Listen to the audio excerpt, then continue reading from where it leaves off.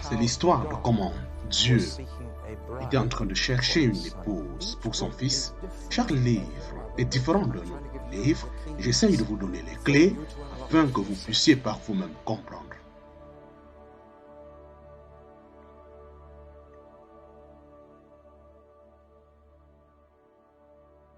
Explication de Pierre, partie 1.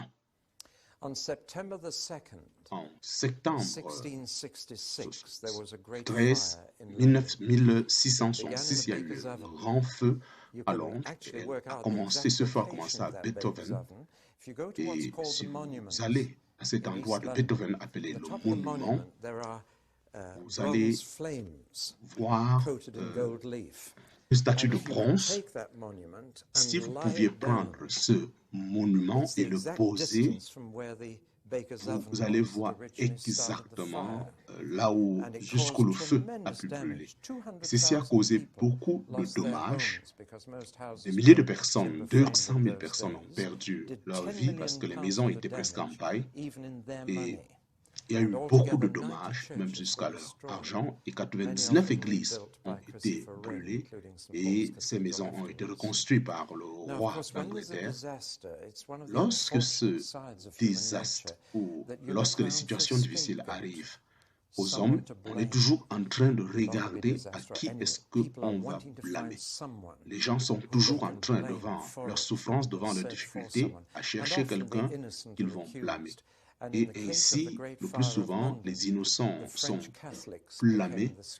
Ainsi, dans le cas de l'Angleterre, c'est les Français qui étaient en Angleterre qui ont été accusés d'avoir brûlé. En juillet 19, en 1964, avant Jésus-Christ, la cité de Rome a brûlé et la dévastation était très grande et il y a eu beaucoup de morts et le vent a soufflé et c'était l'un des plus grands feux.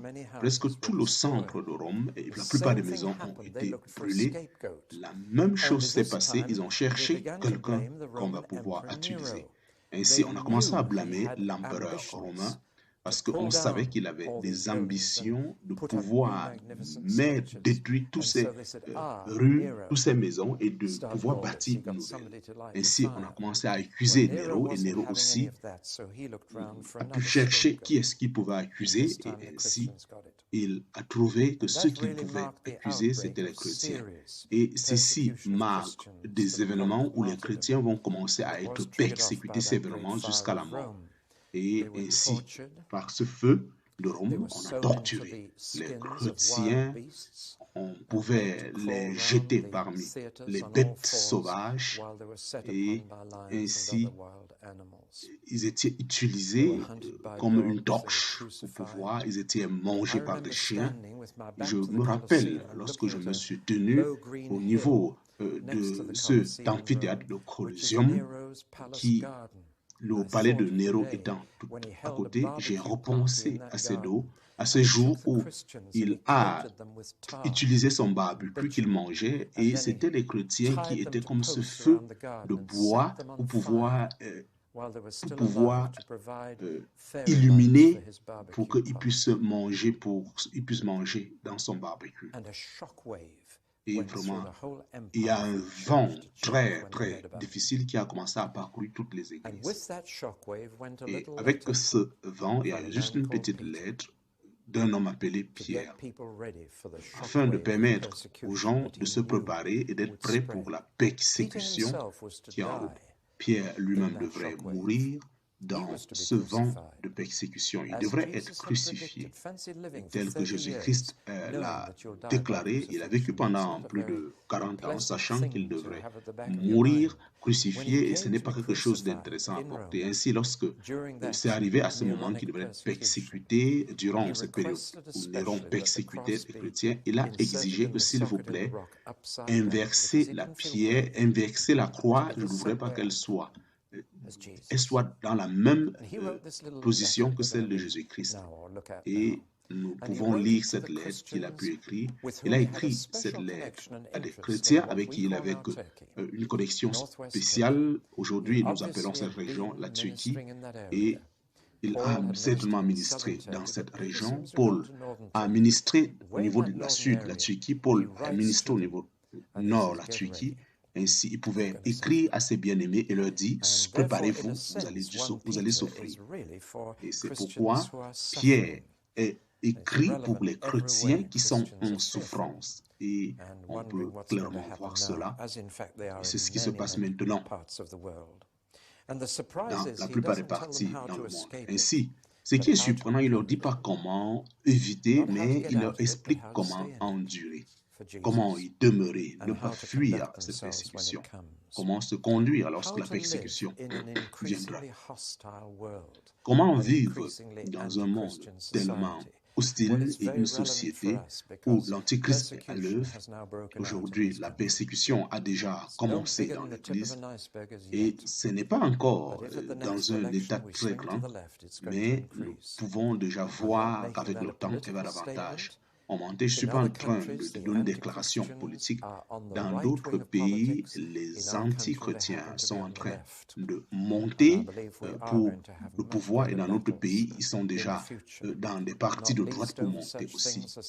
Ainsi, de telles choses, ils vont commencer à déclarer qu'on ne doit pas être contre l'homosexualité, même à l'Église, et cela va commencer à causer des discriminations si un chrétien contre l'homosexualité, et on ne doit pas critiquer d'autres églises ou dire que votre religion est meilleure que les autres. Ainsi, nous sommes en train de faire face à cette croissance, la persécution, mais certainement le degré va augmenter jusqu'au niveau. Ainsi, nous connaissons beaucoup de cet écrivain, ce Pierre, et sa lettre est une lettre à qui il est en train d'écrire, et c'est une lettre remplie de douceur, remplie d'amour. Il est en train de s'adresser aux chrétiens. Il dit, même si vous n'avez pas vu Jésus-Christ dans la première lettre, mais vous l'aimez et vraiment combien cela touche le cœur. Une lettre merveilleuse, cet homme imposant qui est en train de pouvoir s'exprimer. Mais cela ne veut pas dire qu'il ouvrait continuellement sa bouche pour pouvoir dire des merveilleuses choses concernant Jésus-Christ.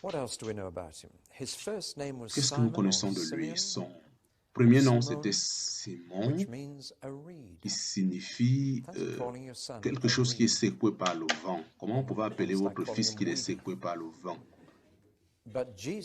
Mais Jésus-Christ, lorsqu'il a rencontré Jésus, Jésus a changé, il dit, je n'aime pas ce nom. Il lui a donné le nom de le roc. Et voilà quelque chose qui se passe dans la vie de cet homme impétueux lorsque Jésus-Christ se rend compte qu'il pouvait facilement être bougé. Jésus-Christ a fait pour qu'il s'établisse sur ce roc. Et après que Pierre a régné Jésus-Christ pendant 3 fois, au niveau de la Galilée, et après la résurrection, certains devraient savoir que, donc, les disciples de Jésus, c'était des pêcheurs de poissons. Et si Jésus-Christ a pris le temps aussi de préparer des poissons pour ses disciples après sa résurrection, et à ce moment, lorsque Pierre traversait ces moments dans la persécution de Jésus-Christ, il y avait 2 endroits où on pouvait se réchauffer, et Pierre était en train de se réchauffer, et juste une jeune fille a dit, tu es aussi le disciple de Jésus-Christ, mais tu parles le même dialecte que lui. Et oui, mais je t'ai vu avec lui. Il dit, je déclare que je ne connais pas cet homme. Et lorsqu'il a dit cela, Jésus-Christ était conduit au jugement, et cela a brisé le cœur. Ainsi, Pierre est encore en train de chercher où il va se réchauffer encore. Et Jésus-Christ a dit à Pierre que je suis sûr que tu serais la première personne à pouvoir me régner. Et vous comprenez? Donc, c'est des choses que nous disons qui est, je vais te préparer pour l'œuvre. Ainsi, tu pourras revoir ta position pour pouvoir être utile. Ce qu'il a dit, le Jésus-Christ a dit, je ne peux pas fonctionner avec toi, mais je suis sûr d'une chose, c'est que tu m'aimes en dépit de tout ce qui s'est passé. Ainsi, Pierre insiste dans sa lettre que même si vous ne l'avez pas vu, moi je l'ai vu, mais vous l'aimez. Et ça, c'est une attitude très importante qui va beaucoup compter dans le futur. Ainsi, Jésus-Christ peut œuvrer avec vous comme n'importe qui, vous pouvoir beaucoup d'amour, parce que c'est ainsi, il peut coopérer avec nous. Et nous devons être sûrs. Et Jésus-Christ a demandé à Pierre, même sur 3 fois, et ceci a rappelé à Pierre ces événements. Et ce Pierre qui, lorsque il y a eu la résurrection, la Pentecôte a été la première prêchée, j'ai des enseignements, près de 10 enseignements sur la vie de Pierre, pour que vous puissiez davantage saisir tout. Ainsi, l'évangile de Marc, c'est en réalité l'évangile de Pierre, parce que Marc a tout pris de Pierre. Ainsi, Marc peut parler clairement des faiblesses de Pierre. Et Pierre n'a pas pu cacher, je l'ai renié 3 fois. Ainsi, le livre d'Actes parle d'abord de Pierre. Nous savons beaucoup plus de Pierre que quiconque au travers de ce livre d'Actes. Et c'est l'exception aussi avec Paul, même dans le cas de Galate où Pierre et Paul ont eu des distensions, on peut se rendre compte que Pierre aussi admettait ses erreurs. C'est pourquoi il est devenu le premier pasteur de l'Église, non pas le premier pape. C'est important. En fait, Jésus-Christ a guéri sa belle-mère.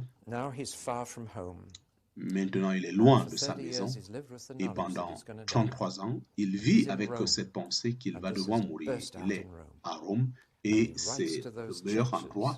Ainsi, il écrit à ces églises avec qui il a beaucoup communié que préparez-vous, soyez prêts.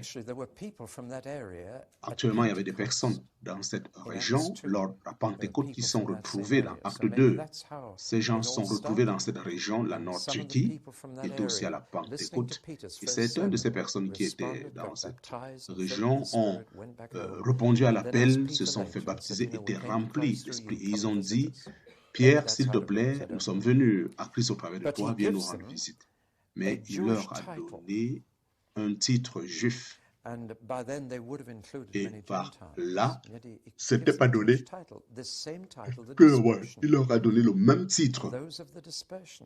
Ici, à tous ceux qui sont dans la dispersion, vous voyez que ce titre était aussi à d'autres, tels que beaucoup d'autres titres sont donnés dans le deuxième épisode de ce chapitre. Vous êtes des sacrificateurs. Ainsi, le livre de Exode, Pierre est en train de pouvoir appliquer les titres d'Israël à l'Église pendant que les Juifs sont en dispersion. De la même chose, les chrétiens aussi sont dispersés par tout le monde. Et il appelle ces chrétiens des étrangers. Et vraiment, lorsque nous devenons chrétiens, vous devenez une personne qui ne va pas être aimée.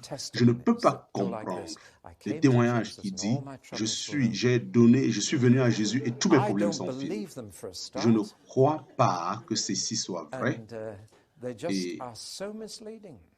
Et ils sont juste en train de commettre des erreurs. Mon témoignage est simple.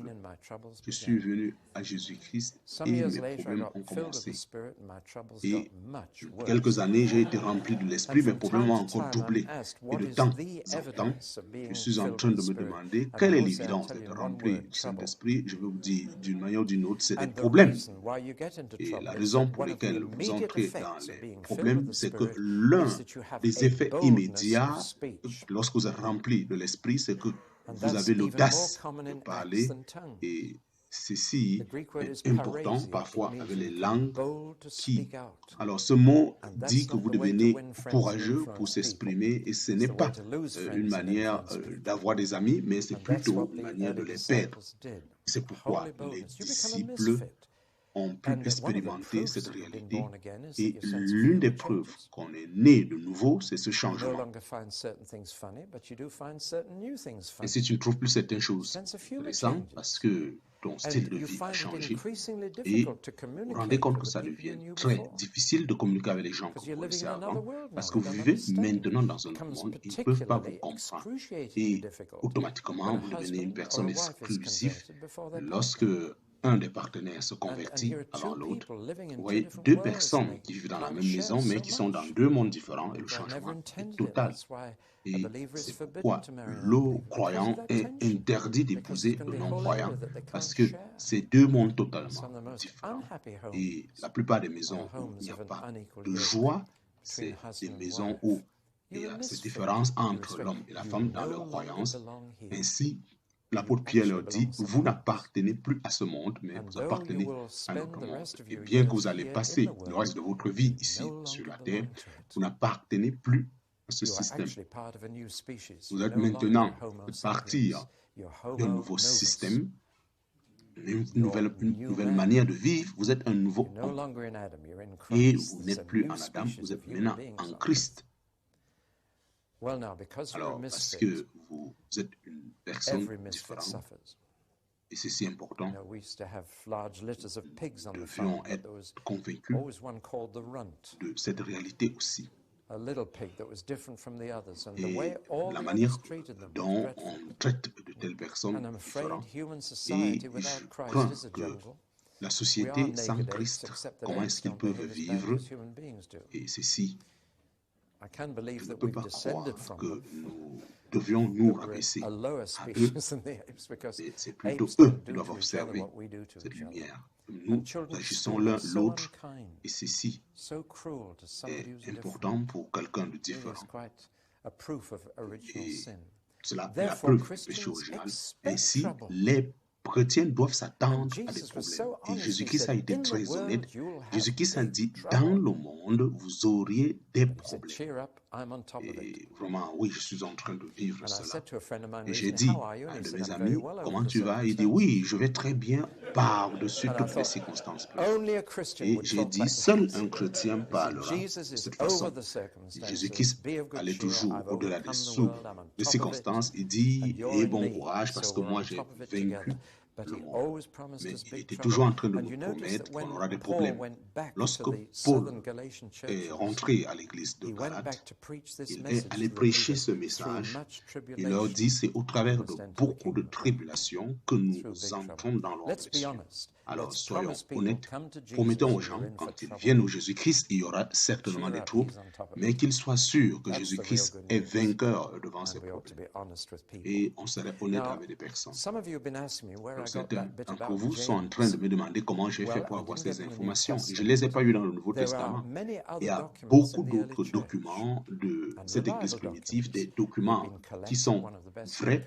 Et il y a ces documents qui ont été collectés, appelés les documents de l'Église primitive par Henry Baker. Et ils n'ont pas une autorité apostolique, mais ils vous permettent d'avoir une idée très claire de cette Église primitive. Et il y a un du 1er siècle appelé les Épîtres à Dionysius. Et ceci, il y a des passages et des histoires. C'est une lettre qui est en train de défendre les chrétiens devant l'autorité civique, décrivant qui étaient vraiment les chrétiens. Nous ne sommes pas coupables de quoi que ce soit, mais nous sommes de bons citoyens. Mais voici le paragraphe que j'ai pu récupérer, qui est merveilleux. Comment? Parce que comment nous sommes dans le monde, mais nous ne sommes pas du monde. Voici la lettre. Les chrétiens ne sont pas considérés comme le reste de la société, par leur pays, par leur langue, mais ils vivent dans des cités où il y a des Grecs et des Barbares. Donc, ainsi, suivant les coutumes, ceci inclut aussi leur manière de manger normalement. Mais néanmoins, ils manifestent une merveilleuse attitude d'un paradoxe de leur manière de vivre dans un état. Ils envahissent le pays où ils naissent, mais ils savent, ils sont convaincus qu'ils sont des résidents temporaires. Ils prennent toutes leurs responsabilités en tant que citoyens et ils endurent toutes les réalités et les difficultés. Ainsi, chaque pays étranger est pour eux un pays natif et chaque pays natif est pour eux un pays étranger. Et ils sont en train de passer leurs jours sur la terre, mais ils sont convaincus qu'ils sont citoyens des cieux. N'est-ce pas une merveilleuse description? Ainsi, chaque pays pour eux, et ainsi les missionnaires sont partout, Et ils apprennent ainsi la culture, la manière de vivre.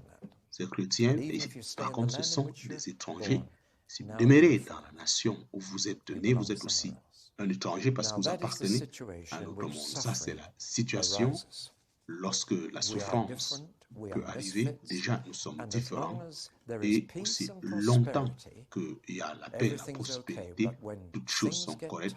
Mais lorsque les choses commencent à devenir difficiles, lorsque des crises arrivent, c'est une réalité et les chrétiens sont les premiers à être certainement attaqués. Actuellement, l'Allemagne a beaucoup de possibilités d'employer et c'est des étrangers qui permettent à ce que l'Allemagne puisse employer beaucoup actuellement. Et c'est ces personnes qui sont venues en Allemagne. Et maintenant, il y a cette pression. Lorsque les problèmes arrivent aux chrétiens, le chrétien devrait normalement s'attendre à faire face à ça, parce que nous n'appartenons pas à ce monde, nous sommes différents, nous sommes du ciel. Ainsi, voici des aspects basiques. La souffrance est derrière cette lettre.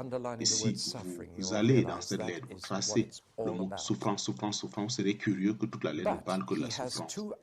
Mais il a deux autres thèmes. L'un, c'est le salut, et il leur rappelle de ce salut qui est la fondation de leur attitude pendant qu'ils souffrent, et il leur présente l'aspect pratique, comment gérer la souffrance. Et c'est merveilleux, un conseil qu'il donne, on doit se soumettre. On ne doit pas bagarrer contre la persécution. On ne doit pas essayer de pouvoir éviter. Ici, c'est un conseil très important et ceci s'applique dans beaucoup de domaines. Lorsqu'on parle de la soumission, on ne blâme pas les autres, mais c'est apprendre d'avoir un esprit soumis. L'une des choses qui étonne le monde, c'est lorsque les Juifs vont être arrêtés pour être exterminés dans ces camps. Comment est-ce qu'ils étaient tout calmes et allaient vers ce lieu? Combien ils étaient soumis pour s'y rendre. Ça, vraiment, c'est quelque chose de très étonnant. Ils savaient déjà qu'ils allaient traverser ce stade. Et l'apôtre Pierre dit aussi aux chrétiens de cette époque, ça doit être votre attitude. Parce que c'est l'opposé de l'attitude humaine. Comment nous répondons à l'injustice. Normalement, lorsque quelque chose ne va pas, nous proclamons et nous déclarons. Nous disons ça ne va pas. Et seulement par notre face, même nos enfants, on peut voir. Nous voyons aussi la même expression dans cette personne qui réagissait, c'est l'injustice. Et la réponse, la chair devant l'injustice, c'est de présenter la force. C'est de présenter la force, de se tenir sur ses droits. Et ce que Pierre est en train de dire ici, c'est que dans ce royaume, vous n'avez aucun droit. Et les chrétiens doivent se préparer à la souffrance en apprenant comment surmonter cette souffrance. Et c'est si important. Alors, c'est un conseil très important. Et au travers de tout ceci, il nous présente l'attitude. Le monde dit qu'il faut bagarrer, tout faire pour prouver que nous sommes justes. Mais tout le moment, Pierre dit c'est la mauvaise attitude. Et il donne lui-même un exemple parfait lorsqu'il fallait qu'il soit crucifié. Il n'a pas bagarré. Il a dit juste inverser la croix, s'il vous plaît. Et ainsi, il nous a donné l'exemple. Ici, entrons un peu dans la lettre afin de gagner le cœur. Elle, tout autour de ces trois, il quitte du salut, de la souffrance et de la soumission. Mais les trois sont continuellement entrelacés entre eux. Mais dans les deux premiers chapitres, il est concentré sur le salut, bien qu'il les interpelle. La première chose que nous devions être sûrs, c'est que nous devions être pleinement sûrs de notre salut. Si vous n'êtes pas sûr de votre salut, vous serez vraiment en difficulté. Parce que c'est une fondation très ferme. Voilà les deux aspects de votre salut. Vous devez être convaincu de ce salut maintenant. Ainsi, dans l'aspect individuel, vous devez être convaincu et aussi dans l'aspect de l'appel de Dieu qui vous appelle. Ainsi, nous ne sommes pas seulement sauvés en tant qu'individus, mais étant sauvés, appartenant à une famille. Ainsi, vous ne pouvez pas par vous-même. Vous devez faire partie de cette communion. Mais dans l'aspect individuel, cela arrive uniquement par la parole de Dieu. Ce n'est que par la parole de Dieu que vous êtes nés de nouveau. La parole de Dieu ne peut jamais passer. C'est par cette parole que vous avez reçu votre salut. Et ceci vous accorde trois choses. Je suis sûr que vous connaissez 1 Corinthiens 13 où Paul dit que ce qui demeure, la foi, l'espérance et l'amour, et cette trinité chrétienne, elle va dans toutes les Écritures. Et continuellement, elle est utilisée. La foi est reliée à ce que Dieu a fait dans le passé. L'espérance est reliée à ce que Dieu va faire dans le futur. Et l'amour est relié à ce que Dieu fait dans le présent. Et si ces trois dimensions sont toujours en train de vriller, et ceci entre dans notre salut. Et si la foi, l'espérance et l'amour sont ces trois aspects importants. Et c'est une fois jeudi, c'est pourquoi j'ai pu établir cette vidéo, parce que je me suis rendu compte dans le pays que nous ne parlons plus de cet espoir. Et c'est juste la foi, comment vivre dans le maintenant, comment avoir ton mariage, voilà les choses qu'on parle. Et ainsi, on ne parle plus de l'enfer, du ciel, le retour de Christ, le jugement et la communion. Nous avons mis cette vidéo pour donner l'espoir, parce que l'espérance, c'est l'encre qui, lorsque le vent arrive, quand vous êtes convaincu que vous êtes en train d'aller et que vous allez certainement arriver, vous êtes ferme pendant que vous êtes en Christ. Ainsi, lorsque le Christ vient, vous placez votre ancre et vous êtes sûr que Jésus-Christ est en train de revenir. Et vous pouviez faire face à toutes ces difficultés. Et c'est pourquoi nous avons été beaucoup concentrés aujourd'hui dans l'amour, la foi. Ainsi, nous n'avons plus enseigné les gens d'avoir cet espoir. Et un Pierre est cet épître qui enseigne d'avoir l'espoir. Et dans toutes ces lettres, il parle beaucoup de l'espoir. Mais ce qu'il dit, c'est que Dieu est en train de vous donner un espoir vivant par la résurrection de Jésus-Christ. Et si même s'il vous tue, la mort ne peut pas vous toucher. C'est une espérance vivante. L'espérance d'une nouvelle vie, d'un nouveau corps. Et si vous savez ces choses, un frère à moi a été attrapé par les bandits avec le couteau et la personne voulait planter le couteau sur sa poitrine s'il ne donnait pas de l'argent. Et mon frère lui a dit, tu ne peux pas bagarrer contre moi. Il dit, pourquoi pas? Il dit, parce que si tu planches, tu me permets juste, tu me plonges ce couteau en moi, tu me permets vite d'aller au ciel. Et c'est là vraiment a dû jouer. Et le monsieur a abandonné le couteau. Et il lui a laissé.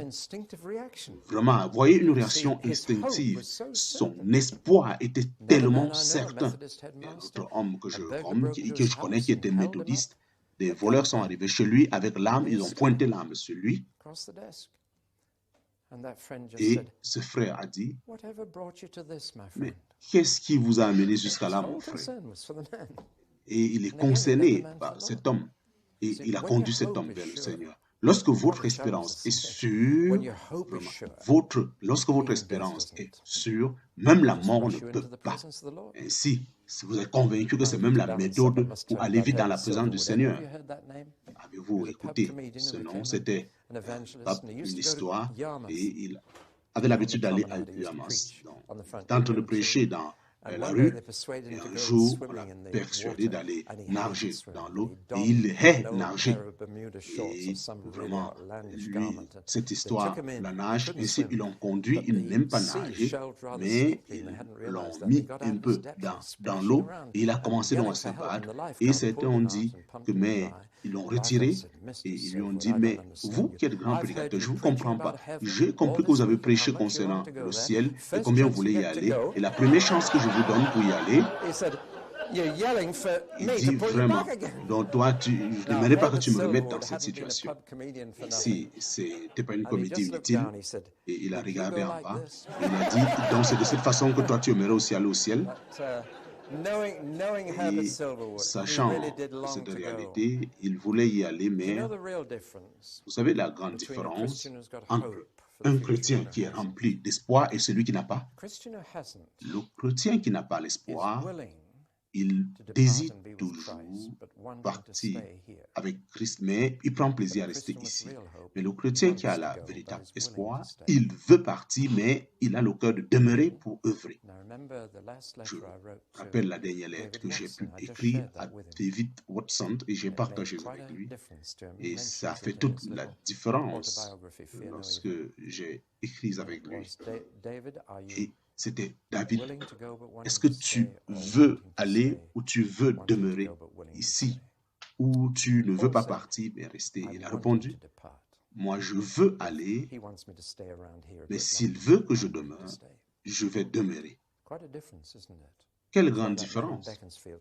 Et ici, cet homme, il a appelé les gens, venez voir comment les chrétiens meurent. Et ça, c'est l'espoir. Et ici, il est en train de parler de cette espérance vivante que Christ est ressuscité. Il nous conduit aussi.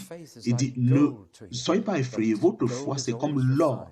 Et l'or est toujours en train d'être raffiné dans le feu. Et cela devient plus pur. Dans les anciens jours, quand on purifiait l'or, et l'homme va continuer à œuvrer jusqu'à ce qu'il va voir sa face de manière parfaite. Et là, il arrête de purifier cet or.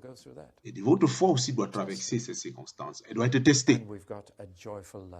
Et nous avons un amour, même si nous ne l'avons pas vu, nous l'aimons. Nous sommes remplis d'amour et de joie. Alors, on peut voir ce salut. Donc ça, c'est cet aspect qui est l'une des parties des enfants de Dieu. Et si au travers de la parole de Dieu, nous voyons le salut individuel, mais ceci nous introduit aussi au peuple de Dieu. Et le peuple de Dieu, c'est très important pour Pierre. Et s'il établit cette fondation, avant de parler de la souffrance, il dit, vous deviez avoir ces deux choses claires, votre foi pure et appartenir aussi à cette nation sainte du peuple de Dieu. Il dit, vous êtes un temple vivant. Christ est la pierre principale et vous êtes des pierres vivantes. Et vous êtes le temple de Dieu. Et vous deviez toujours vous rappeler de ça, qu'ensemble avec les chrétiens, nous sommes l'habitation de Dieu sur la terre, son temple saint, et Pierre est en train de dire, celui qui nous touche ce temple de Dieu. Et nous sommes un royaume de sacrificateurs, un royaume de sacrificateurs.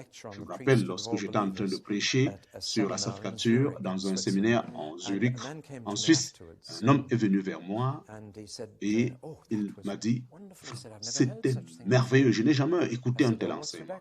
Et je lui ai dit, mais qu'est-ce que tu as pu, quel est ton background? Il y avait beaucoup de catholiques. Je dis, mais tu es sacrificateur. Il dit, je suis catholique, prêtre catholique. Je dis, mais tu es sacrificateur. Il dit, je t'ai dit, je suis catholique. Je dis, tu es sacrificateur. Il dit, non, non, je suis catholique. Je dis, tu es sacrificateur. Et il a commencé à être embarrassé. Il s'est dit, soit j'étais fou, il me comportait. Mais je l'ai demandé 5 fois et subitement, il s'est dit, oui, je suis ce sacrificateur. J'ai dit, maintenant, je crois que tu m'as écouté. Et les gens pensent que si vous suivez un sermon, vous ne le recevez pas. Je dis, à chaque fois que quelqu'un te demande que tu es sacrificateur, tu dis oui, je le suis.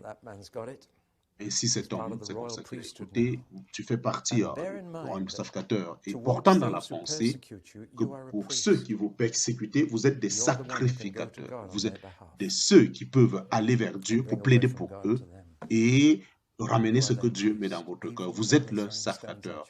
Même s'ils sont en train de vous lapider, vous êtes leur sacrificateur.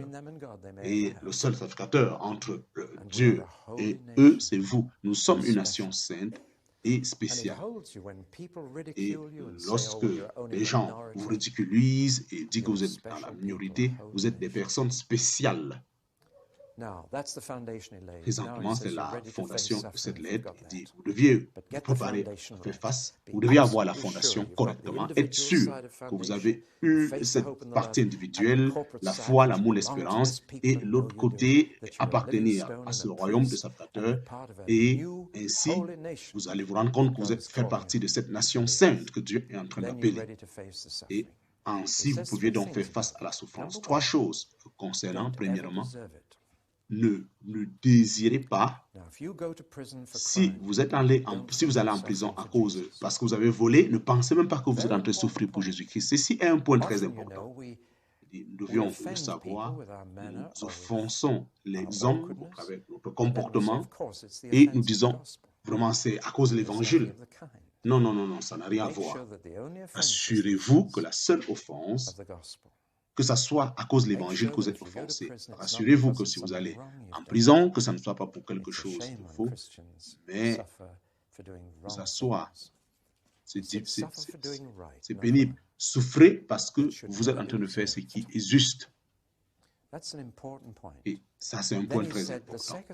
Et il dit, la deuxième chose, lorsque vous souffrez, ici, à cet instant, vous deviez toujours persévérer. Quelqu'un me dit quand il lit le livre sur la montagne, que je dois toujours, si je suis persécuté, montrer l'autre bouche. En fait, l'instinct de l'homme ne devrait pas. L'instinct, c'est que si quelqu'un vous insulte, vous le haïssez, ou que si quelqu'un vous hait, vous attendez l'opportunité pour réagir. Donc, c'est la nature normale de l'homme. Mais Pierre dit, n'agissez pas ainsi, parce que Jésus-Christ aussi, quand il souffrait, lorsqu'on a craché sur lui, rappelez-vous, j'étais en train de m'adresser à certains membres de l'Église qui étaient offensés par d'autres membres de l'Église, et que ceci se passe. Et si cette personne dit, ils ont fait ceci, ils ont fait cela, je lui ai dit, ils ont craché sur toi. Non, moi je ne pense pas. Moi je pense qu'ils ont craché sur Jésus-Christ. Et vraiment, ce monsieur était un peu déçu.